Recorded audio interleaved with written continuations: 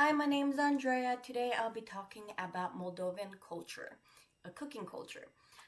This is where I'm from. I like to talk about because our cooking culture in Moldova is more than just recipe. It reflects our fertile land. It reflects our complex history, our traditions that we still have to this day. That some of them go down to the medieval times. And I will break down our culture into three parts: our historical and environmental roots, our signature dishes and ingredients that we tend to use, our role in our culture identity, and tourism.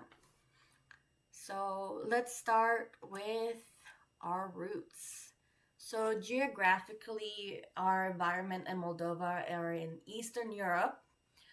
This is where we have a really good fertile soil that we call the black soil. The Romanian word for this is called chernoz. It allows a lot of families to grow vegetables, fruits, grains, and we have a lot of livestock that we grow really easily. As you can see in my picture, there's the black soil. It literally looks black. We have a lot of herding of sheep, of cow, pigs, and we do a lot with grapes, of apples, plums, cherries, and all sorts of things. And we do use a lot of herbs. And studies in Bersabia shows that in Moldova, we use a lot of wild herbs and plants that helps us preserve our botanical traditions. We do use a lot of parsley, garlic, dill, salt, and pepper. We tend to like more simplified meals than seasoned. Moving on to how our history in Moldova, food reflects the countries and cultures that we encountered. We encountered some Greek people, some Ottoman, Slavic countries, and even Romania. But with the influences from these multiple countries, we have a lot of food that has been introduced. We have a lot of cooking things that we've been doing for long times. Like we still have the customs of making bread from scratch, making our cheeses from scratch. We still do preserves to this day, and we still have a big culture into this. And as a lot of Moldovans speak on this quite often, now that we've seen the land and the culture and the history, let's go to the cuisines and how this has affected us and our food. So our signature dishes is sarmale, or many people know as stuffed cabbage. This is our most iconic dish. Scholars note that these can come from different regions. We've seen this in Asia, we've seen this in Mexico, so it's not a big thing that comes from just our culture. However, the way we make it, the way our size and the food and the stuffing that we use is a little bit different.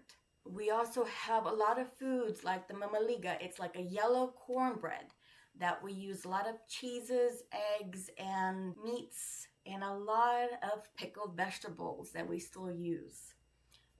We would make it with some sour cream and some cheeses.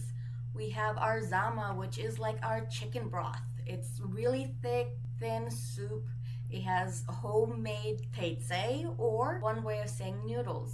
We have our placintis, which is like a bread stuffed with cheese. We can stuff it with cheese, potatoes, or we can even make it sweet, as in the picture below. A lot of cooking ingredients that we use is probably pork, lamb, sheep, and because of hard winters that we have, we pickle a lot of foods. We can pickle watermelons, as in this picture right here. We bake breads, we make meats, and we preserve a lot of the foods so we can go through the winter months. Because of this, we do use a lot of garlic and dill and pepper and mustard seeds to help with the pickling and preserving of the foods, to keep them fresh for longer periods of time. Now let's move on beyond the flavors of Moldova and go to our cultures.